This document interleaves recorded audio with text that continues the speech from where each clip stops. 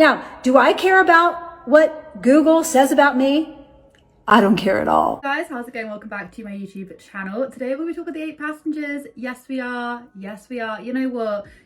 The 8 passengers, right? Just Ruby and JODI. Just Ruby and JODI. It's just all I need. I have touched upon like the previous drama going on within the family and stuff, and I've kind of now made it a bit of a mission not to talk about it, because obviously you got kids involved, you got like separation involved. There's also a huge air of mystery as to what's going on, unfollowing, following, whatever. I will leave all of my 8 passenger videos just like in the description box. On discovering that, I'm just simply amazed. Any new piece of information I find out about their connections and about their newest thing as well.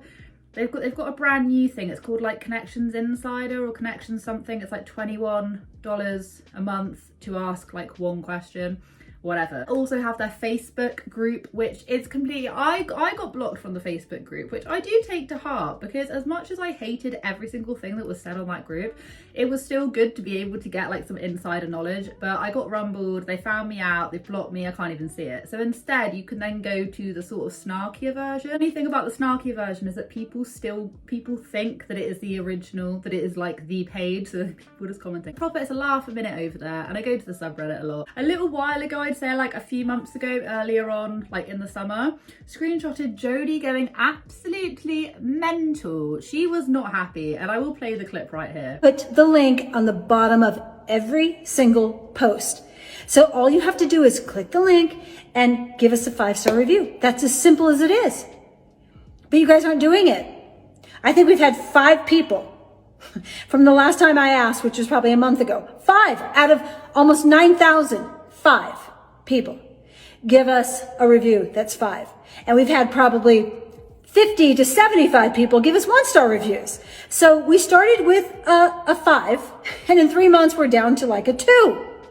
Now, do I care about what Google says about me? I don't care at all. However, you expect just a handful of us to stand up to this aggression and evil? This is why aggression and evil has dominated our world, because there's too many of us that want to live in truth that are not standing up.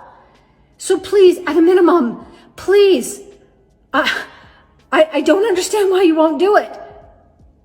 Go on to Moms of Truth. There is a link underneath every single video that says, give us a review. Click it and give us a 5-star, please. It will get our rating back up. And I can't stand Google. Begging, literally just being like, Google, I don't like Google. We don't have any 5-star reviews. And the thing is that it's not just about that. Like, I have covered this before, how JODI in particular has some really, really bad reviews from people who actually went to her when she was a licensed marriage counsellor, therapist, whatever was going on there. She then got her license revoked. She's now got it back. And she is angry because no one supports it. I watched a video of Marky's actually. I absolutely adore his coverage on the 8 passengers.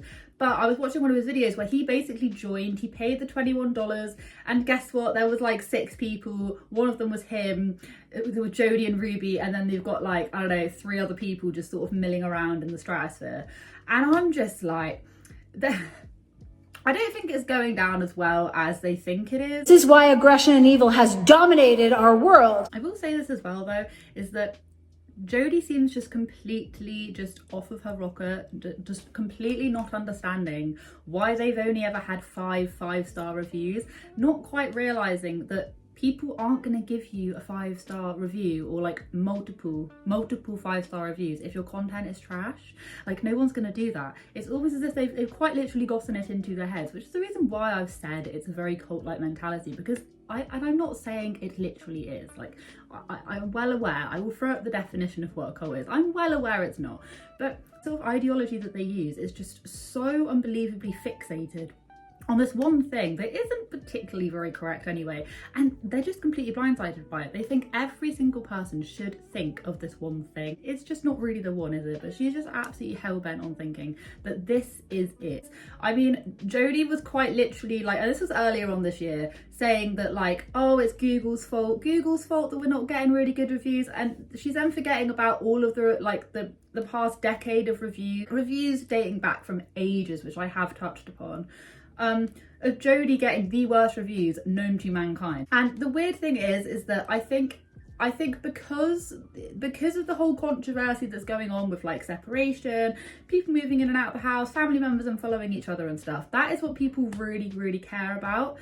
And supposedly the reason why people like the family are doing this is because of Jodie and Ruby's ridiculous views. Are silly, like they are. Like I've talked about them in the past, like I've talked about it in full length.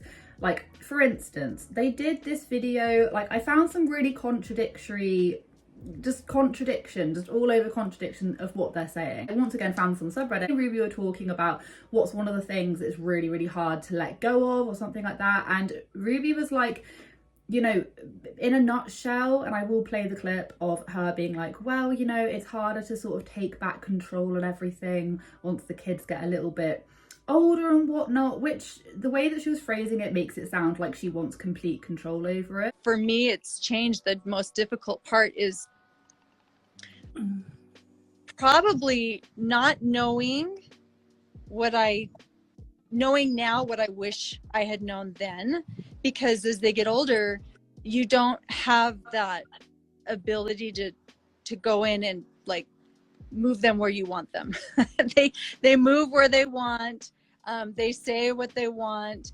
And so I get to teach them, you know, expectations, and I get to teach them principles, and then they get to choose what they're going to do with that.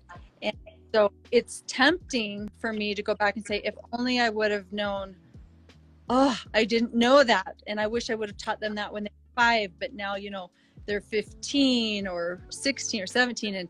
And so that's, for me, the most difficult part. What do you think, Jodie? Well, yeah, if you treat kids like that, they're not really going to want to stick around. But anyway, who am I? The next thing they post, they're then just going on about, well, I don't want to be a controlling parent. I hear it from parents all the time. I don't want to be a controlling parent. Yeah. And I don't. Right. Control is not parenting. That's all it is. It's controlling. So no, you don't want to be a controlling parent. And like Ruby just said, I hear this probably every other day. Someone says, I'm afraid that I am controlling. I'm afraid. So if you're afraid, if you say that a lot, you're controlling. And people pick this up. People severely pick this up. I likened this whole situation to something a bit cult-like. And I did say it was a little bit cult-like because they kind of, I just don't get it. If they're trying to be anything like a cult, they are the worst cult ever, because as Marky very well pointed out, they quite literally only have like 6 members in the whole entire thing.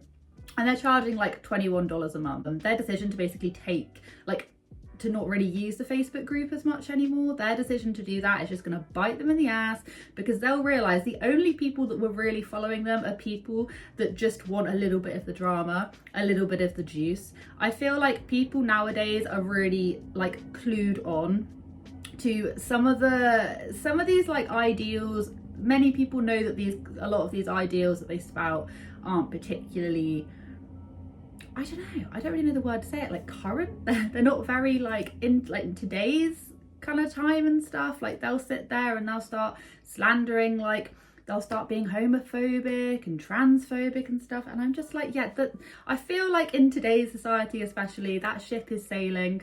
And if you're not on the boat, it's gonna freaking leave without you, because I swear to you, some of the stuff they say is just ridiculous. And then you then have Jodie, who is just begging for reviews. Like, this was the funniest thing. I just opened it. You know what? Going through a tough time, you just bloody open up your phone, and then you have Jodie literally yelling at me, saying, why won't you leave reviews? It's that easy. And it's like, she's not understanding that people just don't like what they say.